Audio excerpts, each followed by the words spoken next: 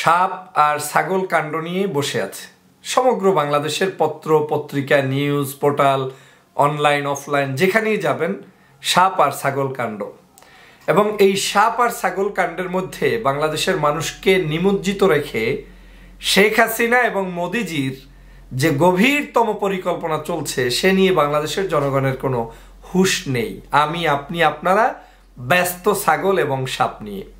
মজার বিষয় কি জানেন, আওয়ামী লীগের এই জাতীয় ইস্যুগুলো এত বেশি ইন্টারেস্টলি তারা এস্টাবলিশ করতে চায়, ভালোবাসে, তারা আল্লাহর পক্ষ থেকে এগুলোকে কামনা করে যে প্রতিদিনই এরকম কিছু ইস্যু দাও যে ইস্যুগুলো দিয়ে জনগণকে আমরা বিভোর রাখবো, মানে ঘুমিয়ে রাখবে আপনাকে, আপনি আরাম আয়েসে থাকবেন, আপনি ঘুমাবেন, আপনি ওদেরকে নিয়ে কথা বলবেন না, ওরা কি গোপন চুক্তি করলো কি করলো না সে নিয়ে জনগণ যাতে কথা বলতে না পারে সেজন্য ইস্যুর পরে ইস্যু আসবে, কিন্তু আসল ইস্যু জনগণের সামনে প্রকাশিত হবে না।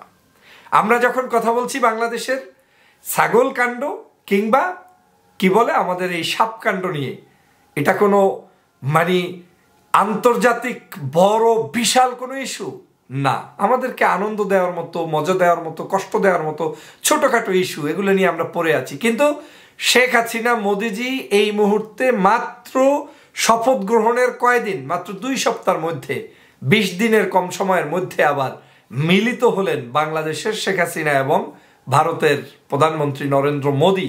কেন মিলিত হলেন, কি কারণে মিলিত হলেন? এই সমগ্র বাংলাদেশটাকে আজ একটা করিডোর বানানোর পরিকল্পনা চলছে। আমি প্রায় বলেছি একটা করিডোর কখনো একদিনে এস্টাবলিশড হয় না। এই করিডোর এস্টাবলিশ করার জন্য যা যা দরকার সবকিছু ফন্দি ফিকির দীর্ঘদিন পর্যন্ত এই ভারতের রাষ্ট্রটি আমাদের দেশের জন্য করে যাচ্ছে। আপনারা জানেন এই দেশের, আপনি যখন আমার দেশের পোর্ট ব্যবহার করতে পারবেন, আপনি যখন আমার দেশের রাস্তা ব্যবহার করতে পারবেন, আপনি যখন আমার দেশের রেল লাইন ব্যবহার করতে পারবেন, আপনি যখন একটা সময় আমার দেশের নৌপথ ব্যবহার করতে জানবেন, তার মানে কি দাঁড়ালো?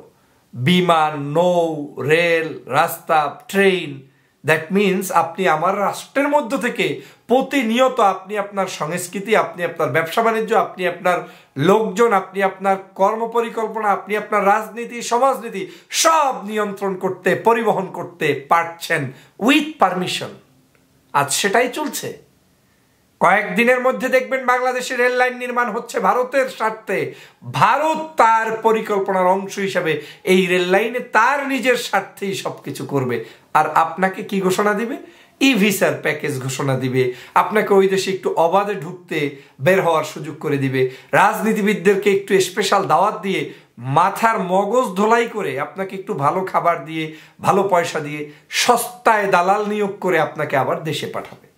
দেখেছেন তো এই দেশে যখন সেই মঈন ফখরুদ্দিনদের 1-11 এসেছে, কাদের পরিকল্পনা এসেছে? এই মঈনকে ঘোড়া উপহার কোন রাষ্ট্রটি তখন দিয়েছিল?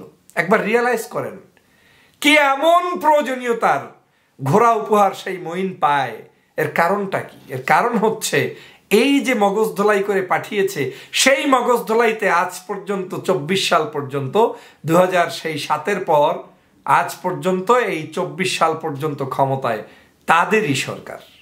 অতএব এই দেশকে একটি ধূম্রজালের মধ্যে নিমজ্জিত রেখে প্রতিনিয়ত এই সরকার এবং পার্শ্ববর্তী দেশটি তারা তাদের কার্যক্রম অব্যাহত রাখছে। কিন্তু এই দেশের মূল যে চালিকা শক্তি, মূল যে সমস্যা, সে নিয়ে আমরা কথা বলছি না। আমাদের মূল সমস্যা এই অবৈধ ফ্যাসিস্ট শেখ হাসিনা সরকার।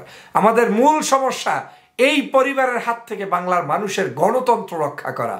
কিন্তু সে নিয়ে আমাদের কতটুকু ভিডিও, কার্যক্রম, প্রচার প্রসার রয়েছে বন্ধুরা আমার।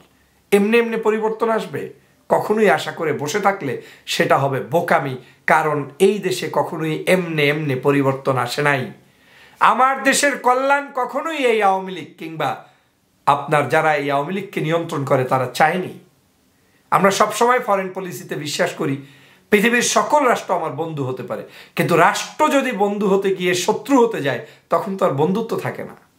আমাদের পার্শ্ববর্তী দেশ অবশ্যই আমাদের বন্ধু তালিকায় থাকবে, কিন্তু যতক্ষণ আমার স্বার্থ উদ্ধার হবে।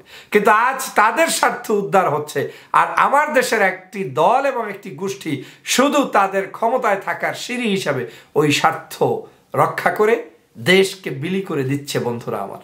অতএব সিদ্ধান্ত আপনার, আপনি কোন পথে দেশ চালাবেন, কিভাবে দেশ চালাবেন, দেশের মানুষকে কিভাবে উদ্ধার করবেন। এখনো সময় আছে। ওদের গুজবগুলোতে কান্না দিয়ে আমাদের সত্যিকার দেশপ্রেমে উদ্বুদ্ধ হয়ে দেশের মানুষের মূল সমস্যা শেখ হাসিনা, আওয়ামী লীগ এবং এই সরকারের পতন ঘটিয়ে তারপরে মানুষের মুক্তি করতে হবে। সবাইকে ধন্যবাদ।